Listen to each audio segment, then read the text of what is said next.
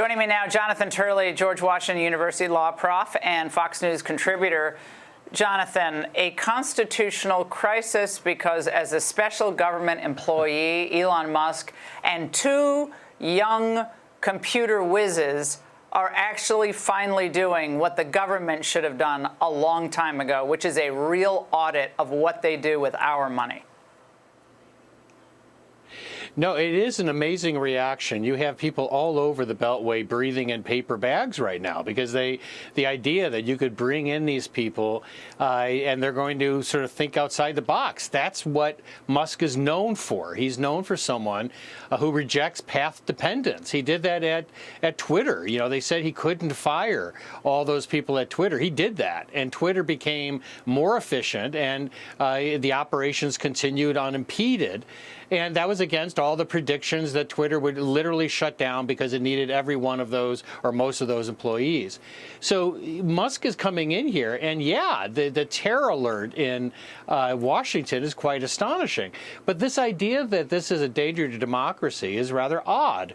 You have a president who just ran on a pledge to shrink the government, to look for waste. He brought in someone from the outside for a reason, because past pledges by presidents have gone nowhere in terms of changing the way Washington functions. So he brought in this guy who operates with a different approach. And look, the truth is they want people to leave some of these positions.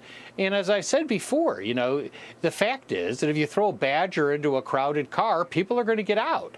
And Musk is that badger. I mean, he threw him in that car, and they're trying to change the way government is composed and is running.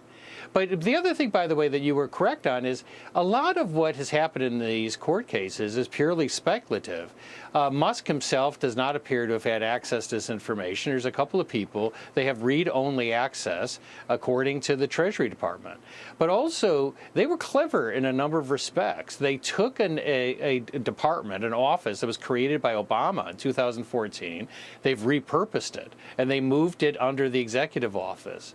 They're not going to get rid of USAID, but apparently they're going to cut it to the bone. All of that's going to make it more difficult to challenge. So I think that what you're going to see coming out of this is there's going to have to be guarantees to protect things like privacy and other things, and those are important to do. But I find it rather hard to believe that a court is going to micromanage how a president is going to be fulfilling this pledge. He has a right to information to make these decisions. Well, Jonathan, in a lot of these cases that are being filed, whether it's about this deferred resignation, the deadline was supposed to be tonight, that you had to tell them whether you wanted to take basically the buyout. The federal judge pushed that off till Monday. And so, Jonathan, the question here is, can we continue to expect Democrats to forum shop in places like the First Circuit up in Boston or Rhode Island, where there's no Republicans on the appellate court there when this thing goes up to be appealed, all these cases? Will this continue for these, they hope, nationwide injunctions to be issued against DOGE? I think it will continue. The fact is that the president's had a rough going with a lot of judges who were not particularly sympathetic when he was a candidate. But ultimately, these cases have to go before the Supreme Court. We have a system of appeal. What's different about this term, as opposed to the one that you and I helped cover the first time Trump was elected, is that Trump is wasting no time. I mean, this is, I got to tell you, the entire city is on edge. Just the pace of these changes, the flurry of executive orders has everyone reeling. And there's a reason for that. He knows that the final 2 years of a second-term presidency, everything slows down. You lose a lot of momentum. He wants, if there's going to be challenges, then he's going to invite them. He's going to go into court, and they're going to knock him down, and they're going to get on with this. Yeah, well, I hope it doesn't take months or years, because that's what the Democrats are planning to do, drag it out as long as they can. But Jonathan, we'll cover all that with you. Thank you so much, as always.